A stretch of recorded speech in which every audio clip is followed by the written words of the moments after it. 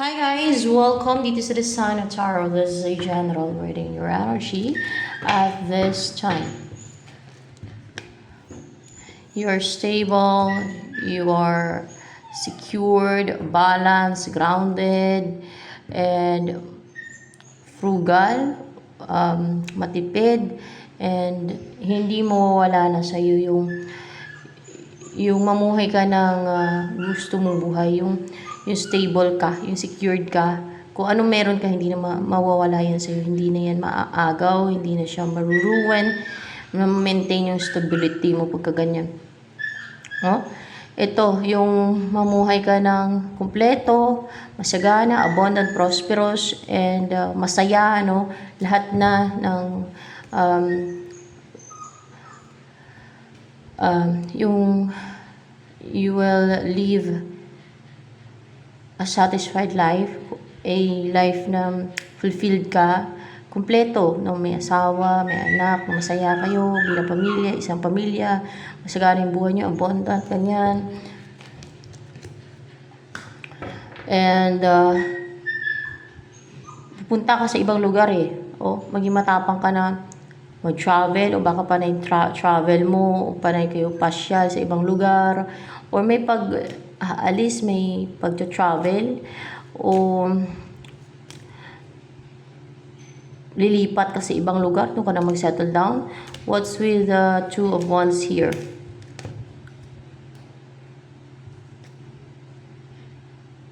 Paglilipat nga to.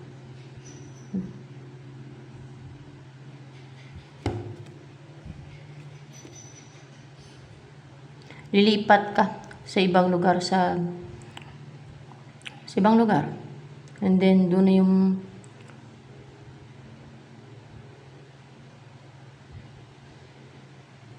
maging peaceful yung buhay mo at maging tahimik yung isipan mo. Meron kasi nga nag-hold back na mag-message siya na mag-take ng action. Nag-hold back siya na i-message ka, pero magpursige to, kumbaga magti-take na action talaga to, kahit na parang nag-hold back siya na i-message ka. This person will find confidence, no, and tiwala sa sarili niya na kontakin ka, kusapin ka, ipurso ka, mag-ipursigido siya. Yun ang magdadala sa'yo sa ibang lugar. Yung tao na yun.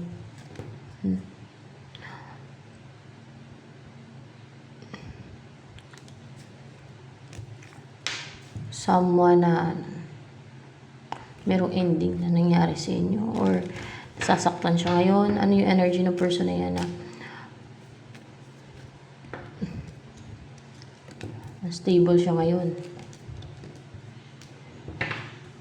pero willing to nakausapin ka, hindi na siya mag-ghosting pa. Yun nga lang ay nag-hold back siya mag-rest sa ngayon, no? Kasi because of insecurities niya.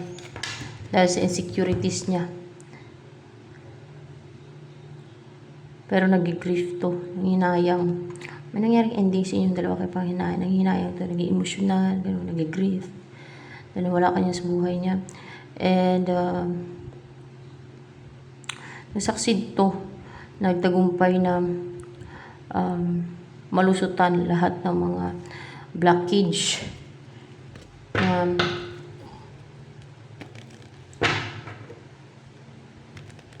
malagpasan niya lahat ng mga challenges. Yan. At kumpleto na yung tools niya ngayon para mapursu ka, para magawa niya na to, na maisama ka. Siya yung magsasama sa lugar nila. Yan ang maging confident and porsigido na dalhin ka doon sa lugar na yun, sa lugar nila. Kaya may pag-travel.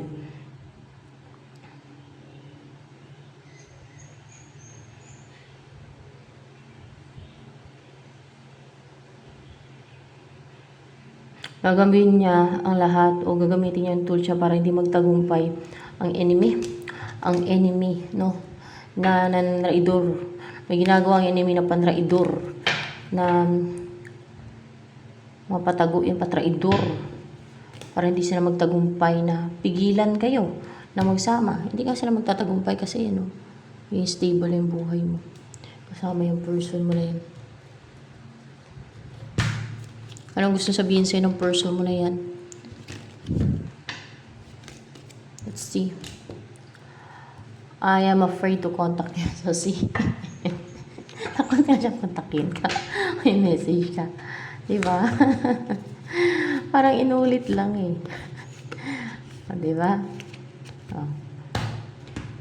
Sinong guide dito ngayon?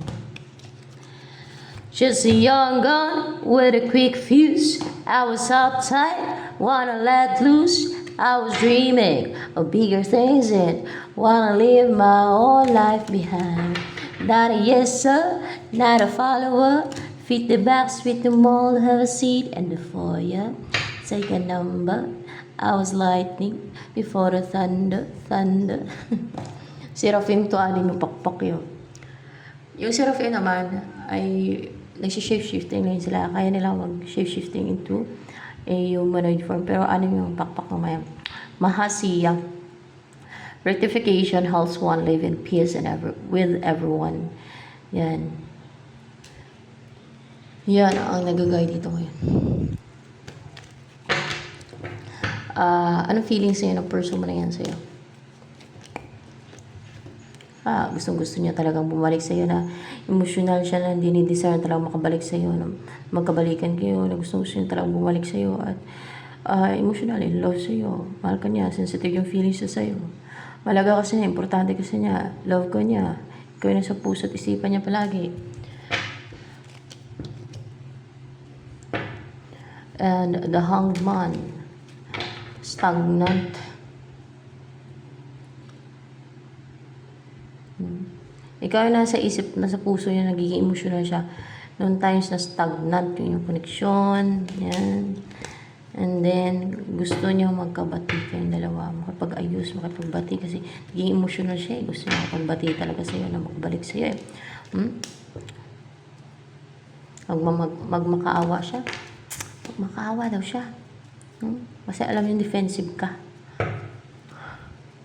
Kaya mas lalo siya naging emotional. Alam niya, naging defensive ka. Magmakaawa daw siya. True po, magmakaawa siya para makabalik sa'yo. Oh my gosh. Anong gusto sabihin sa'yo ng person mo na yan? Talagang attracted siya sa'yo.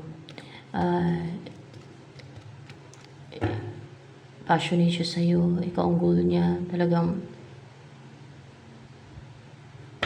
ikaw talaga ang kumbaga kung saan siya passionate ba. Ikaw yung person na talagang attract siya. So, diba? Pride yan. Yeah. Kaya, mag-effort talaga siya. Nantodo sa'yo, tuloy-tuloy, continuously. Kasi sa'yo talaga siya attracted.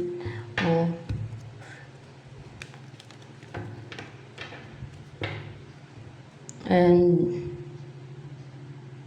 in reverse man to. Nasulat sa Cups sa reverse.